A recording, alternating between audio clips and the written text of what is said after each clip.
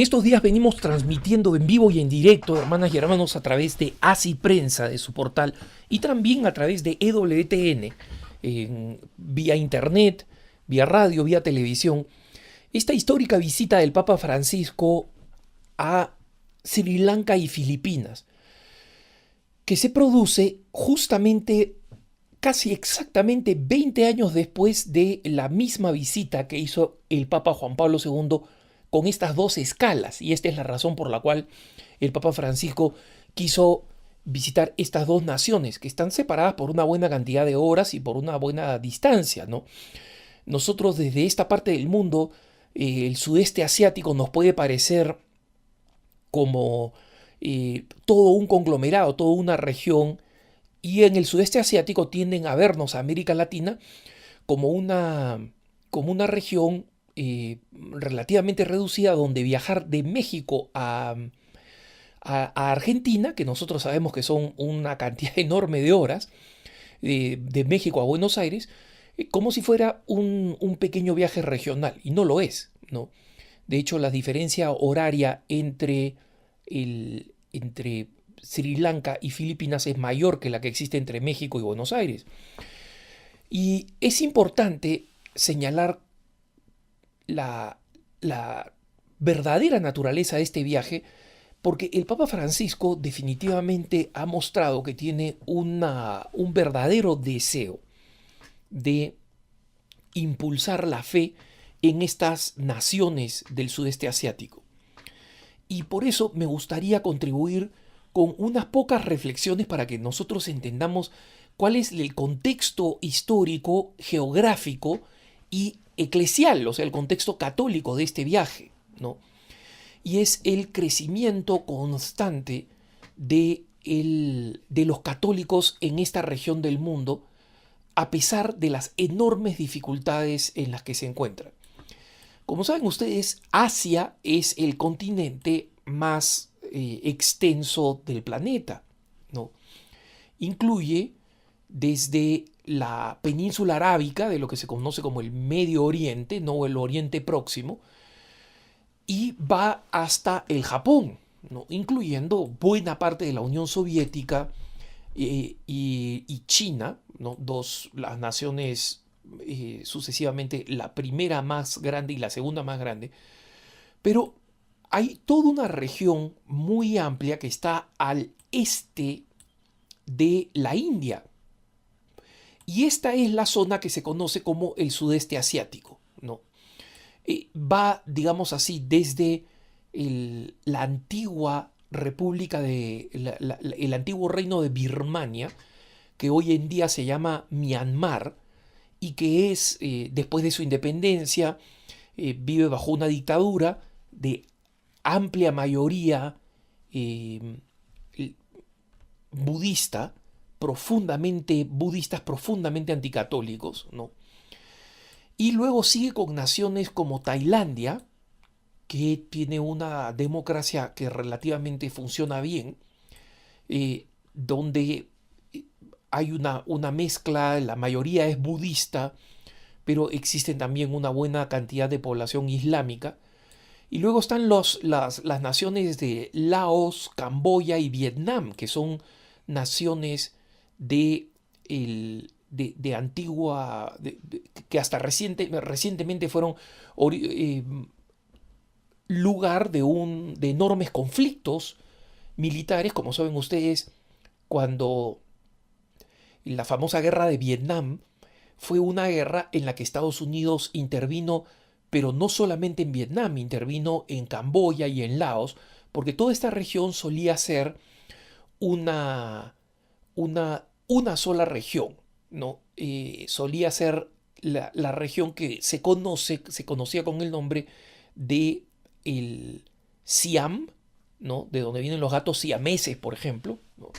O se le conocía también como la Cochinchina, ¿no? ¿Por qué? Porque estaba muy cerca de la bahía de Cochín, que es una bahía que comparten Vietnam y China, ¿no? Y luego allí vienen otras naciones muy grandes, Malasia, que es una nación fundamentalmente de mayoría musulmana y que le ha hecho la vida imposible a nuestros hermanos de Timor Este, que finalmente lograron su independencia. Y digo nuestros hermanos porque junto con las Filipinas es la única nación de mayoría católica evangelizada por los portugueses. Timor Este sigue siendo una nación de el luso parlante, es decir, donde se habla el portugués, aún hoy en día. Y luego viene Indonesia, que es la nación islámica con mayor población. Esto lo saben pocos.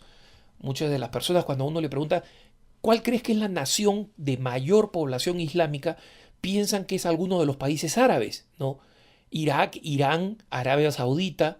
No, es de lejos Indonesia, que es la cuarta nación más poblada del planeta, ¿no? Y luego viene al norte de Indonesia, está este archipiélago de Filipinas, es decir, son múltiples islas. Está también Taiwán y se encuentra Corea más al norte y al este también, más al norte y al este. Y finalmente Japón. Con la excepción de Japón, donde la cultura secular, no tanto la religión, sino la cultura secular, es la gran barrera a la extensión del catolicismo. Los católicos son 0.5%. En todas las otras naciones del sudeste asiático, como saben ustedes, el Papa estuvo recientemente en Corea del Sur, ¿no? En todas estas naciones, incluyendo en Taiwán, en China, especialmente en las provincias que dan a la costa pacífica, ¿no? El cristianismo está creciendo. En Vietnam los católicos están creciendo, en Camboya, en Tailandia.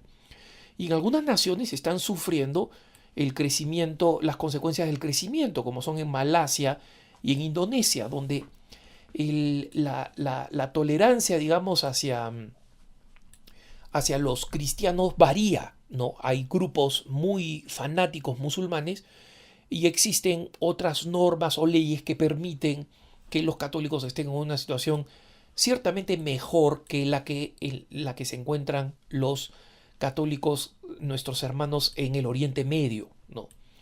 Pero son perseguidos. En Myanmar, la antigua Birmania, sufren persecución por la mayoría budista. En Vietnam y en Camboya, en cambio, lo sufren por los gobiernos, que son gobiernos marxistas o semi-marxistas, porque han ido abandonando cada vez más el marxismo por un sistema económico capitalista. Son perseguidos por estos gobiernos, ¿no? Y en Sri Lanka, en cambio, los católicos, que son aproximadamente el 6% de la población, son hostigados frecuentemente por la mayoría de esta isla, que es mayoría budista. Esta isla, que está al sur de la India y que algunos miles de años atrás tenía una cadena de islotes que conectaban la India con Sri Lanka, la antigua Ceilán, ¿no? Que conectaban a ambos y los conectaban para que personas pudieran caminar a pie desde la India, ¿no? Sin embargo, uno de los dientes de Buda, de Siddhartha Gautama Buda, el fundador del budismo, terminó en un santuario que se encuentra en el centro mismo de esta isla y desde entonces se ha convertido en uno de los grandes centros budistas del mundo, porque hay una reliquia del Buda, ¿no? De Siddhartha Gautama Buda. Y en consecuencia, la mayoría de la población étnicamente singal es budista, y buena parte de esa población tiene un fanatismo budista que lo hace ser profundamente anti-hinduista, que es la segunda religión más importante, aproximadamente un 20% son hinduistas, y a la minoría católica. El problema se agudiza también por el conflicto étnico que concluyó con una masacre de la minoría étnica tamil. Y los católicos, aunque son el 6%, son un puente cultural importantísimo, porque los católicos provienen tanto de la mayoría singal étnica como de la minoría étnica de los tamiles. Y en consecuencia, en el gran santuario mariano que va a visitar el Papa Francisco, y creo que es uno de los episodios de entre todos los que hay que ver, hay que ver especialmente. Lo pueden ver en la página de Así Prensa, como digo. Ustedes van a poder verificar cómo en este lugar se reza en tamil, en singalés, y se reza en inglés, que después de haber sido por mucho tiempo una colonia inglesa, previamente había sido una colonia holandesa, aquí el inglés es señalado como la lengua puente, es decir, la lengua que la gran mayoría de habitantes de Sri Lanka conocen y aprenden en la escuela, o para ir en la que se habla en la escuela, la que se habla en las universidades, etc. Porque justamente es la que resulta común a las distintas etnias, ¿no? Y en el santuario mariano que el Papa va a visitar, se rezan estas lenguas, se rezan estas distintas lenguas. Y lo curioso es que cada grupo étnico conoce las oraciones en las otras lenguas. Porque, como saben, nuestra fe y nuestra piedad nos lleva a repetir estas oraciones. Y al repetirlas, nosotros tenemos este impacto especial, ¿no? En los corazones de las personas. Y por tanto, después del fin de la guerra, que no ha tenido ni siquiera 10 años de haberse concluido, donde el gobierno de Colombo aplastó una revuelta de un grupo de tamiles que quería la independencia de la sección norte de la isla. Es una isla relativamente pequeña. Y los famosos tigres del Tamil querían partir la parte norte de la isla para que ahí vivieran los tamiles de forma independiente. Durante mucho tiempo se trató de llegar a un acuerdo, pero finalmente entre el 2002 y el 2004 el gobierno de turno de Colombo, que es la capital de Sri Lanka, lanzó una ofensiva que costó 200.000 muertos en esta isla, ¿no? Es una cantidad brutal por sí misma, ¿no? Pero más aún teniendo en cuenta que en esta isla no tiene ni remotamente Sri Lanka no tiene la población que tiene la India, que es la segunda más alta del mundo, ¿no? Y en consecuencia es una catástrofe que finalmente pacificó el país, porque acabó con la guerrilla tamil, pero lo pacificó en sangre, ¿no? Y en consecuencia existen todavía entre los tamiles muchísimos resentimientos.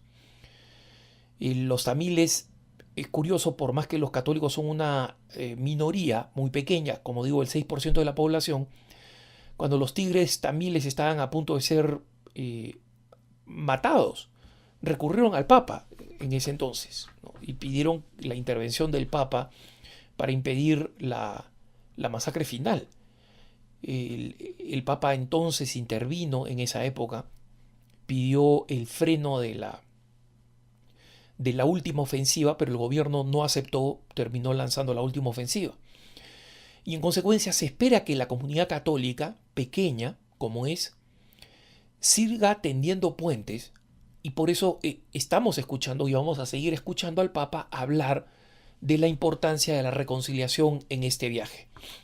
Ciertamente la parte intensa va a ser cuando el Papa llegue a Filipinas, el gran corazón palpitante católico en el sudeste asiático, una tierra con muchos problemas, muchas diferencias, mucha violencia, violencia terrorista por los musulmanes en el sur, en Mindanao, violencia social por el crimen, pero con una población de un enorme optimismo y de una gran alegría, profundamente católicos, con una riqueza vocacional, sacerdotal y religiosa enorme, que se ha convertido en una reserva espiritual muy grande para esta región, el sudeste asiático, y en consecuencia vamos a ver todo el fuego que va a encender en esta nación, y estemos preparados para ver uno de los eventos masivos más grandes de la historia, porque fue el Papa Juan Pablo II en el encuentro con los jóvenes en Manila, donde estableció el récord mundial de la reunión de seres humanos para un solo evento más grande del planeta. Y es posible que por la devoción masiva de los fieles en Filipinas, el Papa Francisco vaya a batir ese récord. Que tengas un buen día.